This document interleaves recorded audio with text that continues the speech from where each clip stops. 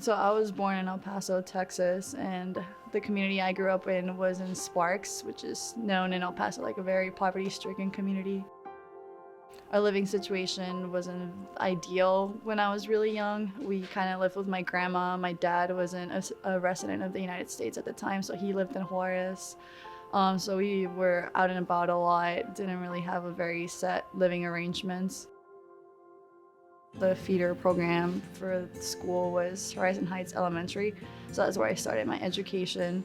I did the ESL program and SISD, so bilingual classes. There's actually like allocated time for us to do Rosetta Stone, and that's actually how I started learning English. And by 5th grade, I was switched over to the monolingual classes. It was key to everything. Honestly, I would not be here if it weren't for it because, I mean, speaking English is one of the biggest accomplishments that put me where I am today. If I weren't able to have mastered the language, I wouldn't be here. It's just as simple as that. And I mean, the ESL program is what helped me. My other son also, he graduated 1 year ahead of Jackie.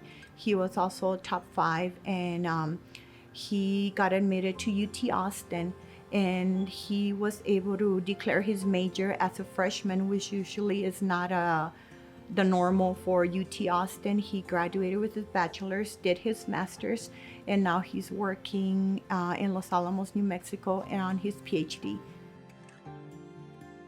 He was always like, I think my biggest role model, just seeing him. He's always been the smartest one in our family. He's just always excelled. Ever since we were in elementary school, he's always doing homework and just crushing the game. Some of our friends make fun of us because we have like the same friend group, just how competitive we get with each other. Even to this day, we'll like compete, like, was his nuclear engineering program harder or was my nuclear engineering program better, and just silly things like that. My freshman algebra teacher, Miss Renteria, I took her algebra class. Like, that's when I started realizing that I was excelling in math programs, because she was the one who like pointed it out for me, like, hey, maybe you should be in a more advanced class. And she was the one who pushed me to like start pursuing those kind of opportunities. It doesn't matter your upbringing because both of my kids grew up in Sparks. Education is the basis of it all. Unfortunately, we had a very humble upbringing, and we'd never had like a college fund or anything, but I can proudly say that my oldest son is working on his PhD, and my daughter has about to graduate from West Point Military Academy in New York. And you know, it's being there with your kids, getting them involved in every activity that there is possible in school, and keeping up with their teachers and keeping up with them, and they'll make it. So I owe a minimum of a 5-year service commitment.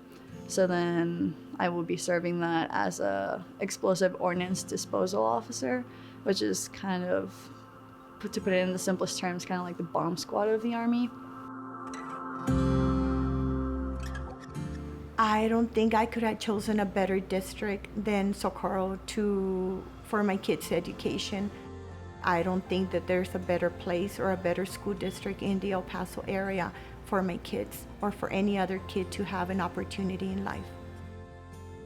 I mean, the one thing I would want to tell them is like, si se puede, like, no matter like where you come from, like no matter all the odds that are against you, no matter like what they tell you, like the statistics say, like, where there's a will, there's a way. If you set your mind to it, you can really put yourself in a spot to give yourself the best opportunity for later on in the future.